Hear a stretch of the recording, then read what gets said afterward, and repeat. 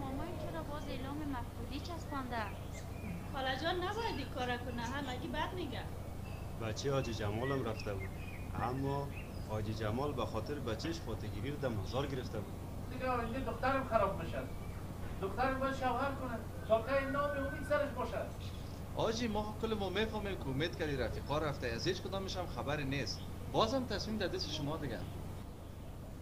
تا بکه این قسمی میکنه این. من بسیار زیاد صبر کردم. من خواهر خودم میشناسم. او از خودترکی نمیت احساساتی بوده. او قبول نمیکنه، نمیتونه قبول کنه. ما شما نباید به این مسئله دامن بزنیم. او روز به روز پیر شدم میره. از یک طرف من خواهر زاده عزیزم از دست دادیم، از یک طرف آینده دختر من مطرح است، آیندهش خراب میشه. تا که این نام امید سرش باشه. من تصمیم دارم. اما جان چه آمدی؟ دخترم امیت آمده؟ پدر جان هیچ ندیدم. نه خوب شد که آمدی. خورک جان خوب شد که آمدی. ما بالاخره خبر داریم کلگی که امید بر رحمت خدا رفته. من تصمیم دارم برش ختم بگیرم. بچه من نمورده، بچه من زنده است. نمیمانم که فاتیا بگیری. امید من زنده است.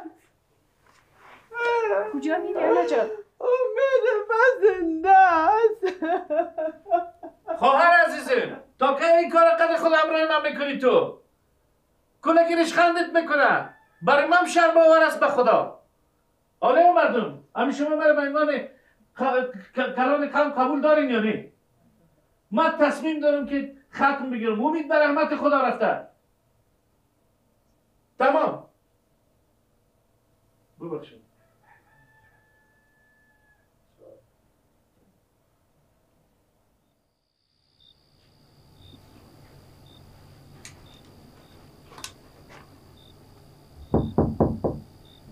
اما جان در آواز که نان آوردم.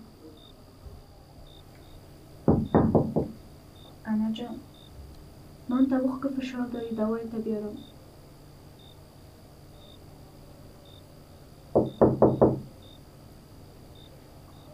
میفهمم که بیدار استی اما جان.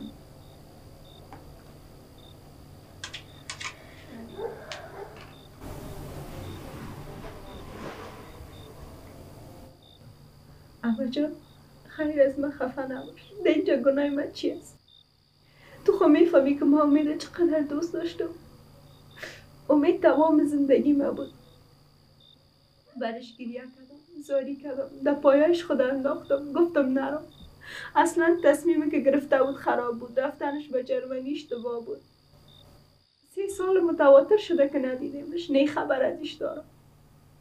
تو مادر استی. اسم میکنی که امیدم از زنده است. من به سپاکت ایمان دارم مادر جان. اما چی کنم؟ چاره چیه؟ تو خب پدرم هم شناسی.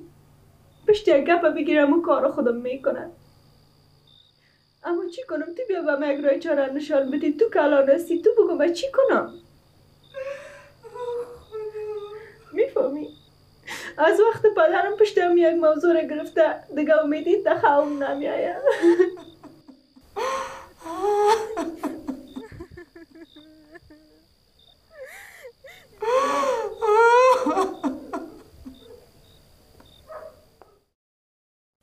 بسم الله الرحمن الرحيم ياسين والقرآن الحكيم إنك من چرا میبینم؟ تو که بچه من زنده خدای پاک خواب دستانم میبینم. ایوزی برای بچه مارش برای گفتم من زنده است. باید شده که من ببینم. باید ببینم.